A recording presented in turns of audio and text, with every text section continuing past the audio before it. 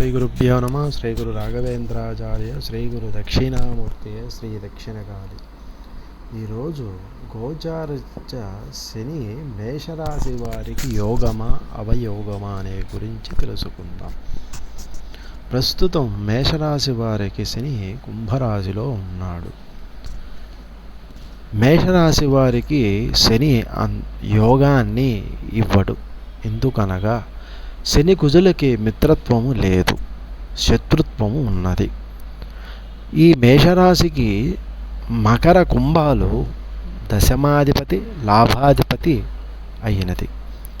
ప్రస్తుతము శని మేషరాశి వారికి కుంభం 11వ స్థానంలో ఉండడం వలన ఉద్యోగరీత్యా ప్రమోషన్స్ రావటం, ఉద్యోగరీత్యా ఉన్నత పదవి కలగటము, ఉద్యోగంలో జీతము పెరగటము జరగవచ్చు. మరియు వీరికి స్నేహితుల ద్వారా సహాయ సహకారాలు అందటం జరుగును.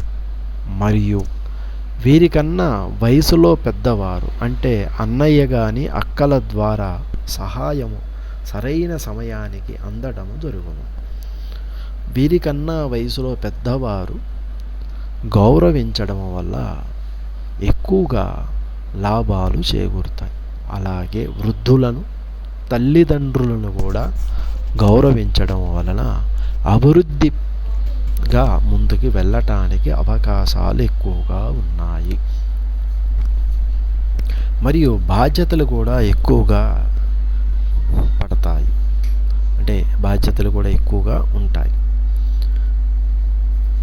శని కుంభంలో ఉండి లగ్నాన్ని పంచమ అష్టమాన్ని విశేష దృష్టితో చూస్తాడు. కావున శని ప్రస్తుత దశ యోగిస్తున్నాడు.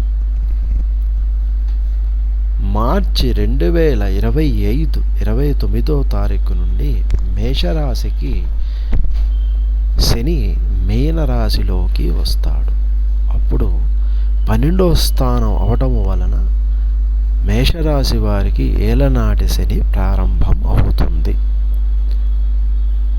దీని వలన 12వ స్థానంలో శని ఉండడం వలన విపరీతమైన ఖర్చులు, ఆరోగ్యరీత్యా సమస్యలు, నిద్ర తక్కువ అవటము, ఆకలి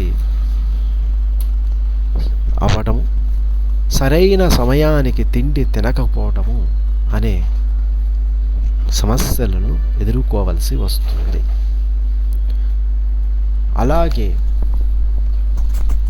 శని 12వ స్థానంలో ఉండి ఆయన ద్వితీయ రోగస్థాన భాగ్యస్థానాల్ని చూడడం వలన జాతక చక్రంలో కొన్ని మార్పులు జరుగుతాయి.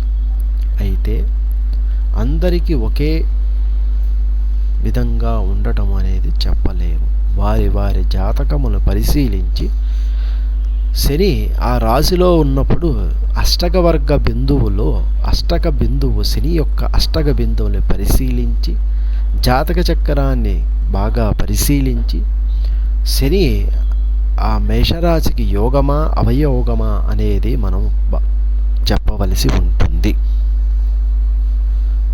కాబట్టి శని దశ నడుస్తున్నంతసేపు, అలాగే ఏలనాటి శని దశ ప్రారంభమైనప్పుడు ధర్మబద్ధంగా ఉండడము, అబద్ధాలు చెప్పకపోవటము, పెద్దవాళ్ళని గౌరవించడము,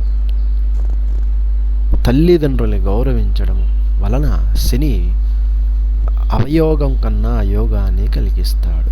ప్రధానంగా వీరు దర్శించవలసినటువంటి దేవాలయాలు విష్ణుమూర్తి అవతారలో మత్స్య కూర్మ అవతారాలైనటువంటి దేవాలయాన్ని దర్శించడం, అక్కడ పూజలు చేసుకోవటం, శివాలయంలో అభిషేకం చేసుకోవటం వలన యోగాన్ని కలిగిస్తాడు, అంతగా ఇబ్బంది కలిగించడు.